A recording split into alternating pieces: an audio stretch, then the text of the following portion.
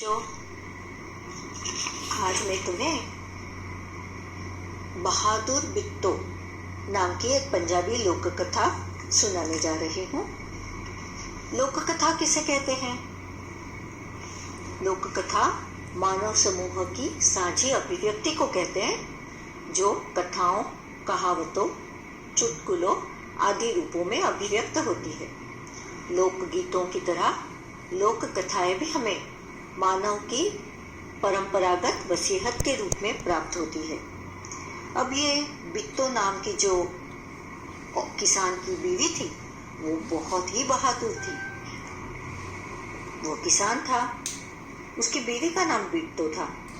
एक दिन किसान ने बिट्टो से कहा, सुबह जब मैं खेत में हल चला रहा था तो एक शेर ने आकर कहा, किसान किसान, अपना बैल मुझे दे दे वरना मैं तुझे खा जाऊंगा। अब उसकी पत्नी ने उससे पूछा, तो तूने क्या जवाब दिया? किसान ने कहा, मैंने कहा तो यहीं रुक, मैं घर जाकर अपनी गाय ले आता हूँ। अगर तू बैल खा लेगा तो हम लोग भूखों मर जाएंगे। जैसे कि तुम जानते हो बच्चों, बैल हमारे खेतों में जुताई करते हैं। बैलों के बिना तो हमारा काम अधूरा ही रह जाएगा। हाँ, माना कि भारत विकास की ओर जा रहा है। कई घरों में ट्रैक्टर आ गए हैं। कई किसान अपनी खेती को ट्रैक्टर से जोतते हैं, पर अभी भी कई लोग हैं जिनके पास ट्रैक्टर नहीं है। उन्हें खेती के लिए बैलों पर ही निर्भर रहना पड़ता है। अब बैल तो वो दे नहीं सकता, तो उसने शेर से गाय लेकर आने का वादा किया कि मैं अभी गाय लेकर आता हूँ और तुम उसे खा लेना। यह सुनकर बिट्टो को बहुत गुस्सा आया। उसने किसान को फटकारा, डांटा, घर की गाय शेर को खिलाते तुझे शर्म नहीं आती? अगर गाय चली गई तो घर में न दूध न लस्सी, बच्चे रोटी किस चीज के साथ खाएंगे? अब जहाँ तक दूध की बात है, गाय हमें दूध देती है और दूध से तो न जाने कितनी सारी चीजें बनती है। बच्चों, तुम जानते हो दूध से क्या क्या बनता है?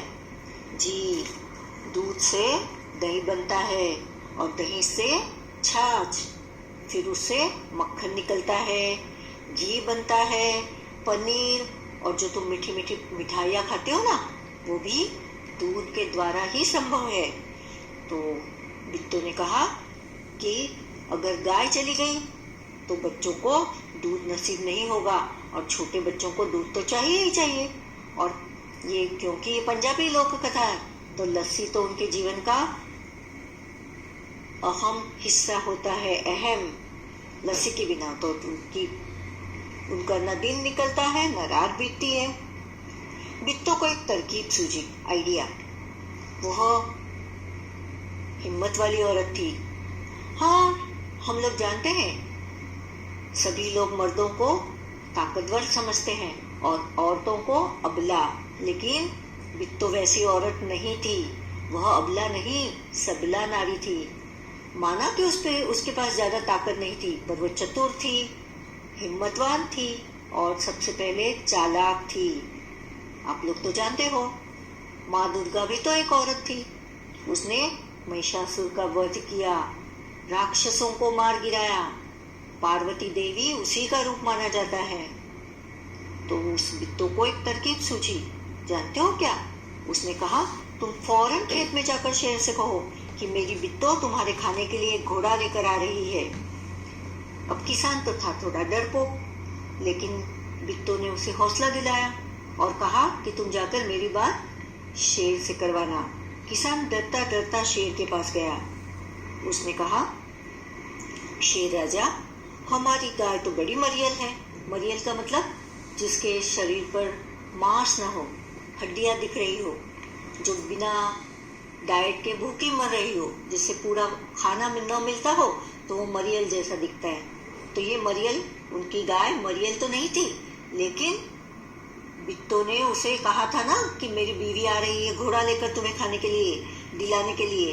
तो उसने वैसा कहा कि हमारी गाय कैसी है? मरियल है। उससे तुम्हारा क्या बनेगा? मेरी बीवी अभी तुम्हारे लिए एक मोटा ताजा घोड़ा लेकर आ रही है। फिर बिट्टो ने क्या किया जानते हो? बिट्टो ने सिर पर एक बड़ा सा पगड़ बांधा। पगड़ी होती है वो छोटी होती है, और पगड़ जो सेठ, साहूकार, जमींदार सिर पर जो बांधते हैं पगड़ी बड़ी वाली, उसे पगड़ कहते हैं। और हाथ में दराती लेकर घोड़े पर सवार हो गई। अब दराती किसे कहेंगे? अंग्रेजी में जिससे सिकल कहा जाता है, जिससे घास काटी जाती है, एक उसको मुट्ठी होती है और सी शेप होता है उसका, और जिससे बहुत चीजों की कटाई होती है, बहुत धार वाली होती है वो। तो बिट्टो ने सिर पर बड़ा सा पगड़ बांधा और हाथ में दराती लेकर घोड़े पर सवार हो गई। घोड़ा दौड़ाती वह खेत पर पहुंची और जोर से चिल्लाई, अरे किसान, तू तो कहता था कि तूने 4 शेरों को फांस कर रखा है, यहाँ तो सिर्फ एक ही है, बाकी कहाँ गए? फिर वह घोड़े से उतरकर शेर की तरफ बढ़ी।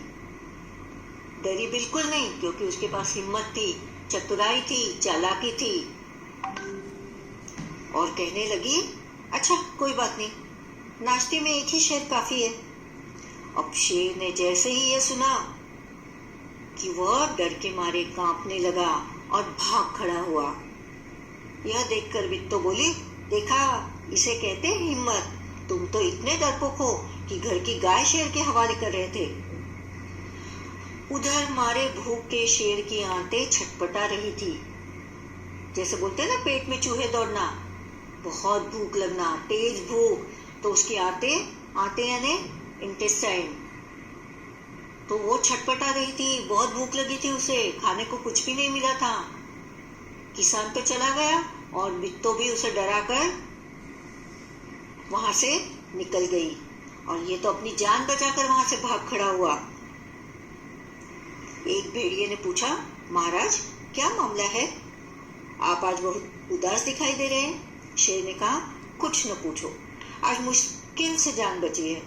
आज एक ऐसी राक्षसी से पाला पड़ गया जो रोज सुबह 4 शेरों का नाश्ता करती है। राक्षस, राक्षसी या राक्षसनी कुछ भी कहते हैं, फीमेल। तो यहाँ शेर ने क्या कहा कि अरे क्या सुनोगे तुम मेरा हाल, आज तो बड़ी मुश्किल से अपनी जान बचाकर भागा हूँ। आज सुबह सुबह एक ऐसी राक्षसी से पाला पड़ा जो नाश्ते में 4 शेरों को खा जाती है। यह सुनकर भेड़िया बहुत हंसा। वैसे भेड़िया तो बहुत चालाक होता है, लेकिन उसने सारा मामला देख लिया था। उसने देखा कि कैसे बिट्टो ने शेर को बेवकूफ बनाया। वह सुबह झाड़ी में छिपकर सारा तमाशा देख रहा था। उसने कहा, भोले बादशाह, वो तो बिट्टो थी जिसे आपने राक्षसी समझ लिया था। आप इस बार फिर कोशिश करके देखिए, अगर बैल आपके हाथ ना आए तो मेरा नाम भेड़िया नहीं। शेर तो बहुत ही डरा हुआ था, लेकिन भेड़िया ने उसे हिम्मत बंधाई, ढाढ़स बंधाया और कहा कि मैं हूं आपके साथ, आप चिंता मत करना। बहुत कहने सुनने पर शेर किसान के खेत में जाने के लिए तैयार हो गया, लेकिन उसने भेड़िए से कहा, तुम अपनी पूंछ मेरी पूंछ से बांध लो, ताकि एक से भले 2, कोई तो होगा ना मेरे साथ, तो तुम मेरे साथ हो लो। लेकिन कैसे? दोनों की पूंछ एक साथ बंधी होगी तो ज्यादा अच्छा रहेगा।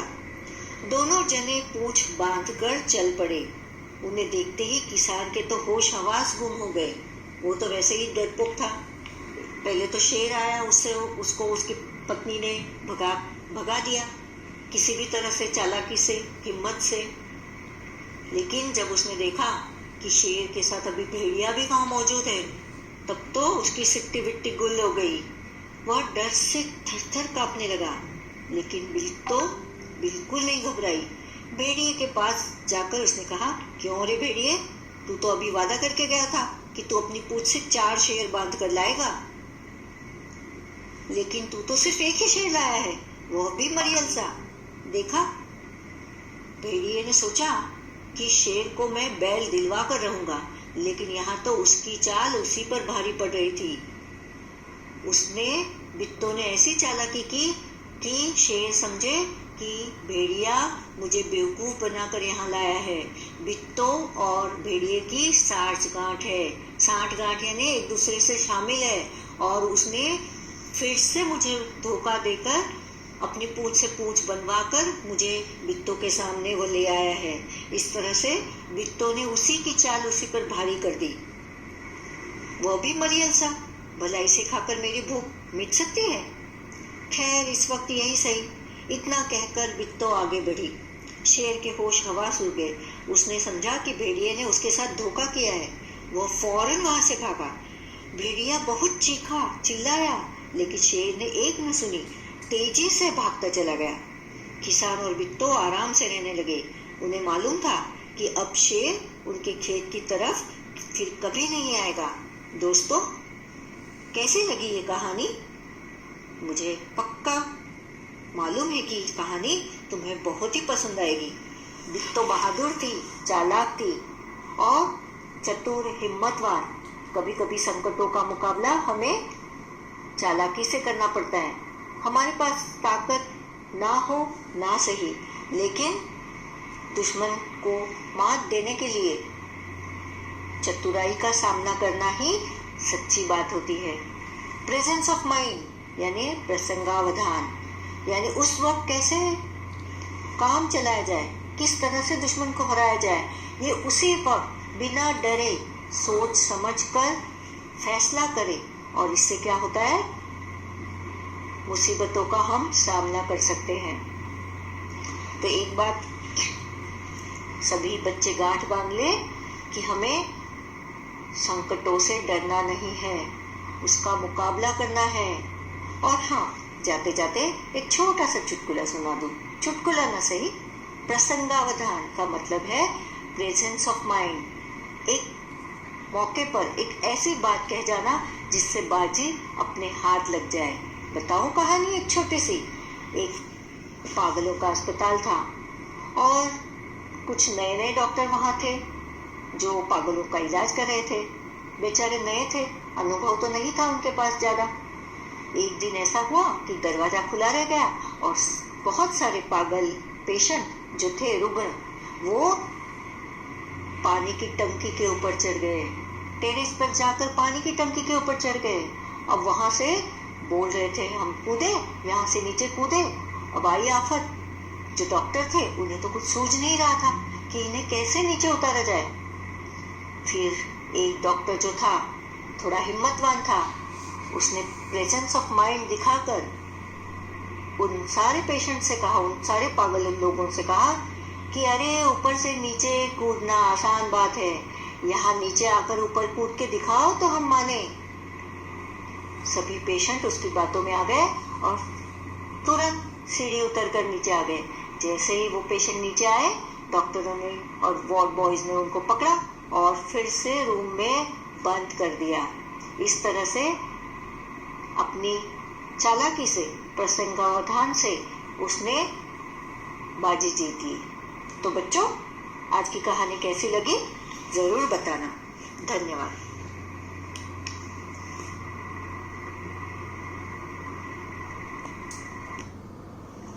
नमस्कार बच्चों, आज हम बहादुर बिट्टो के सवाल जवाब देखेंगे। सबसे पहला सवाल है, कहानी में ढूंढो शेर किसान से क्या लेने गया था। तो जवाब है, शेर किसान से बैल लेने गया था। दूसरा सवाल, शेर ने बिट्टो को राक्षसी क्यों समझ लिया। शेर ने बिट्टो को राक्षसी समझ लिया क्योंकि वह नाश्ते में 4 शेरों को खाती है, ऐसा उसने कहा। तो 4 शेरों का नाश्ता करने वाली राक्षसी ही तो होगी। बैल की जान कैसे बच गई। बैल की जान किसान ने बचाई क्योंकि वह उसके बदले शेर को गाय देने को तैयार हो गया। बैल के न होने से वह खेती नहीं कर सकता था। अब नीचे है तुम्हारी जुबानी। नीचे कुछ शब्दों के नीचे रेखा खींची हुई है, उन्हें ध्यान में रखते हुए नीचे लिखे वाक्यों को अपने शब्दों में लिखो। मतलब सवार हो जाना का मतलब लिखना है। बिट्टो घोड़े पर सवार हो गई। अधोरेखित किया है सवार हो गई, तो जवाब होगा बिट्टो घोड़े पर बैठ गई। दूसरा है, तुम घर की गाय को शेर के हवाले कर रहे थे। तुम घर की गाय को शेर को सौंप रहे थे। तीसरा, आज एक राक्षसी से पाला पड़ गया। पाला पड़ना यानी सामना होना। तो कैसे होगा? आज एक राक्षसी से सामना हुआ। अगर बैल आपके हाथ न आए तो मेरा नाम भेड़िया नहीं। हाथ न आए का मतलब है प्राप्त न हो। अगर बैल आपको प्राप्त न हो तो मेरा नाम भेड़िया नहीं। या बैल आपको ना मिले तो मेरा नाम भेड़िया नहीं। शेर को देखते ही किसान के होश हवास गुम हो गए। जवाब है, शेर को देखते ही किसान बहुत डर गया। बेचारा भेड़िया। शेर तो डरकर भाग गया। सोचो तो भेड़िए का क्या हुआ होगा। हम जानते हैं कि भेड़िए की पूंछ शेर की पूंछ से बंधी होने के कारण उसको शेर के साथ भागने के सिवा कोई चारा न था। शेर तो तेज भागता है। भेड़िए को तो उतनी तेज भागकर भेड़िए की जान निकल गई होगी। शेर किसान के पास कितनी बार गया था? कहानी देखे बिना बताओ। तो शेर किसान के पास 2 बार गया था। पहली बार तो बैल की मांग करने और दूसरी बार भेड़िए के साथ पूंछ से पूंछ बंधवा कर। खाली जगह में क्या आएगा? मेरी छत पर मोर आया। न आए तो मेरा नाम भेड़िया नहीं। हाथ न आए का मतलब है प्राप्त न हो। अगर बैल आपको प्राप्त न हो तो मेरा नाम भेड़िया नहीं। या बैल आपको ना मिले तो मेरा नाम भेड़िया नहीं। शेर को देखते ही किसान के होश हवास गुम हो गए। जवाब है, शेर को देखते ही किसान बहुत डर गया। बेचारा भेड़िया। शेर तो डरकर भाग गया। सोचो तो भेड़िए का क्या हुआ होगा। हम जानते हैं कि भेड़िए की पूंछ शेर की पूंछ से बंधी होने के कारण उसको शेर के साथ भागने के सिवा कोई चारा न था। शेर तो तेज भागता है। भेड़िए को तो उतनी तेज भागकर भेड़िए की जान निकल गई होगी। शेर किसान के पास कितनी बार गया था? कहानी देखे बिना बताओ। तो शेर किसान के पास 2 बार गया था। पहली बार तो बैल की मांग करने और दूसरी बार भेड़िए के साथ पूंछ से पूंछ बंधवा कर। खाली जगह में क्या आएगा? मेरी छत पर मोर आया। अब मोर के बदले लिंग परिवर्तन करके उसी वाक्य को फिर से लिखना है। मेरी छत पर मोरनी आई। अब मोर मोरनी की तरह नीचे लिखे शब्दों के भी रूप बदलो। तो औरत, मर्द, शेर, शेरनी, बच्चा, बच्ची, घोड़ा, घोड़ी, मछुआरा, मछुआरन, राजा, रानी। मैं नहीं जाऊंगा। शेर ने बिट्टो को राक्षसी समझ लिया। वह खेत में नहीं जाना चाहता था, पर भेड़िए के समझाने पर वह राजी हो गया। सोचो, शेर और भेड़िए के बीच क्या बातचीत हुई होगी। अब हम लोग संवाद के रूप में उसे पेश करेंगे। शेर कहता है, भेड़िए तुम क्यों हंस रहे हो? भेड़िया, महाराज वह तो बिट्टो थी। शेर कहता है, नहीं नहीं, वह सचमुच राक्षसी थी। भेड़िया, मैंने अपनी आंखों से देखा महाराज। वह जिसे आपने राक्षसी समझ लिया था वह राक्षसी नहीं थी। भेड़िया। उसके बाद शेर कहता है, वह तो 4 शेरों का नाश्ता करती है, तो राक्षसी तो हुई ना। भेड़िया, आप इस बार फिर कोशिश करके देखिए। अगर बैल आपके हाथ ना आए तो मेरा नाम भेड़िया नहीं। तो फिर शेर क्या जवाब देता होगा? ठीक है, मैं आऊंगा, पर तुम अपनी पूंछ मेरी पूंछ से बांध लो। इस तरह से उनमें डायलॉग हुए होंगे। बोलो, तुम क्या सोचती हो? इसमें है, भेड़िए ने शेर को भोले महाराज क्यों कहा? क्या शेर सचमुच भोला था?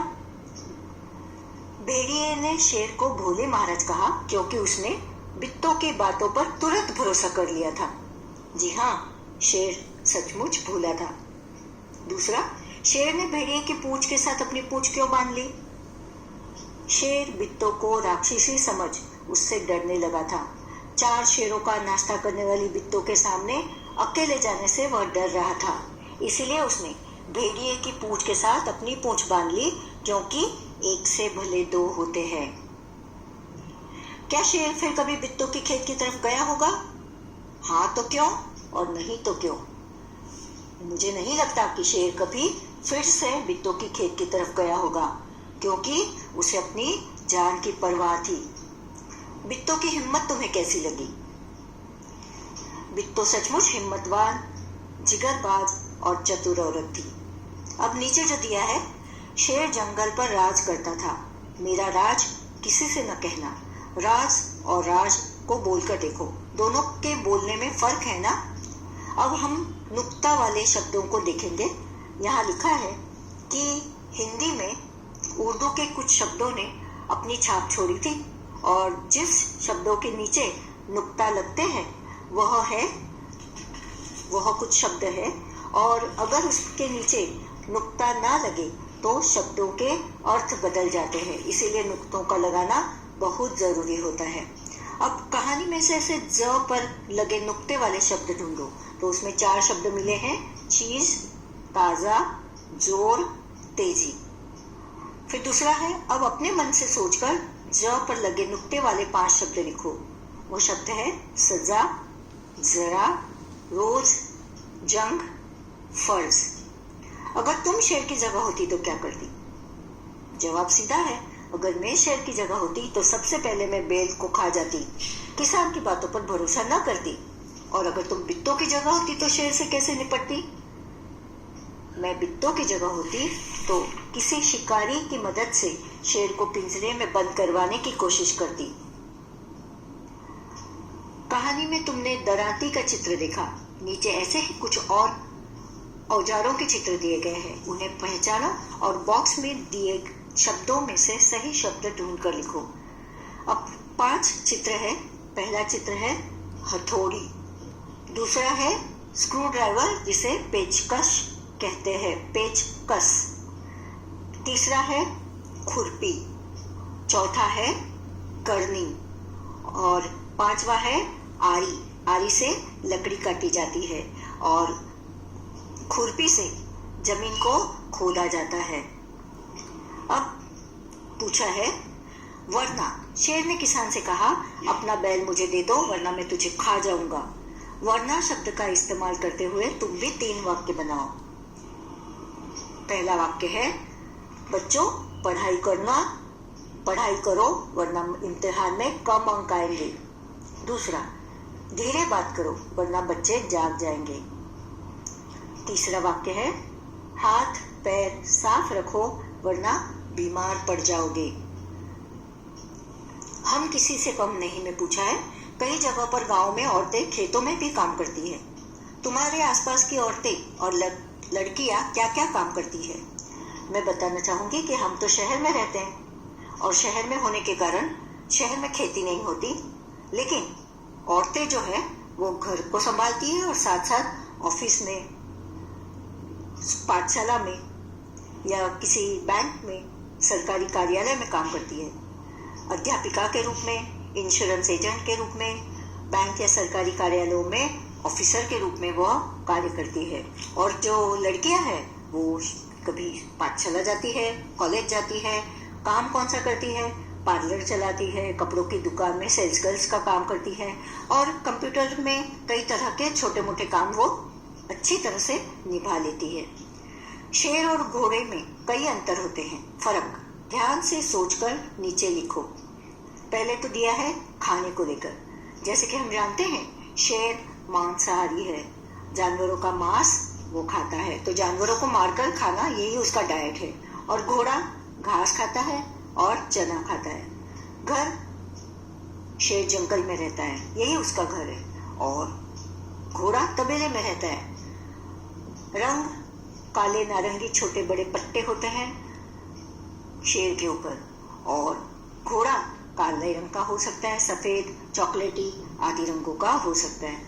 आदतें कहो तो शेर क्रूर होता है, हिंसक होता है, तो घोड़ा है ईमानदार, वफादार, मालिक की सेवा तथा उससे प्यार करता है।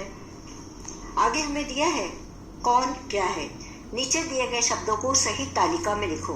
3 तालिकाएं बनाई गई हैं, जानवर, चीजें और नाम।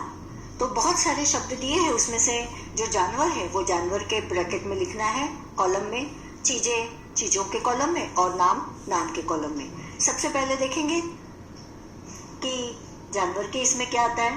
तो इसमें से चूहा, शेर, खरगोश, घोड़ा, गोरैया और कोयल, ये जानवरों की लिस्ट में आएगी। चीजें यानी नॉन लिविंग थिंग, जो निर्जीव है, जिसमें जान नहीं है। तो बोतल, केला, कलम, जूता, चारपाई, पगड़ी, करेला, छलनी, बाल्टी, किताब और दराती। अब नाम के इसमें हम देखेंगे लता, कक्कू, राजू, रानू, नीना, बित्तो, पीपल, नीम, ये भी तो झाड़ के नाम है, इसीलिए उसको यहाँ रखा है, और किसान को यहाँ रखा है। मूस की मजदूरी नागा लोक कथा है ये हमें पढ़नी है। जिस तरह से बित्तों की बहादुरी हमने लोक कथा बताई, उसी तरह मूस की मजदूरी ये कहानी आज मैं आपको पढ़ के सुनाती हूँ। बहुत समय पहले की बात है। उस समय आदमी के पास धान नहीं था। धान यानी अनाज। सबसे पहले आदमी ने धान का पौधा एक पोखरी के बीच में देखा। पोखरी यानी नदी का जहाँ छोटा सा पानी बहता है, वहाँ पोखरी कहते उसे।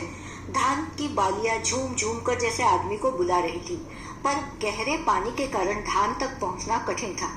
आदमी सोचता हुआ खड़ा ही था कि वहीं पर एक मूस दिखलाई पड़ा। मूस यानी चूहा। आदमी ने मूस को पास बुलाया और कहा, मूस भाई, पोखरी के बीच में देखो उन धान की प्यारी बालियों को, झूम झूम कर वे मुझे बुला रही है, लेकिन पानी गहरा है। यदि तुम उन्हें हमारे लिए ला दो तो हम तुम्हें मेहनताने का हिस्सा दे देंगे। मूस को भला क्या एतराज था।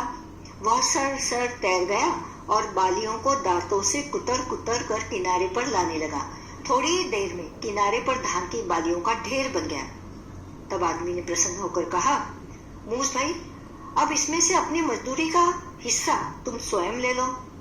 पर मूस ने कहा, भाई मेरे, मैं ठहरा छोटा जीव, मेरा सिर भी है छोटा, अपना हिस्सा इस छोटे से सिर पर ढोकर कैसे ले जाऊंगा।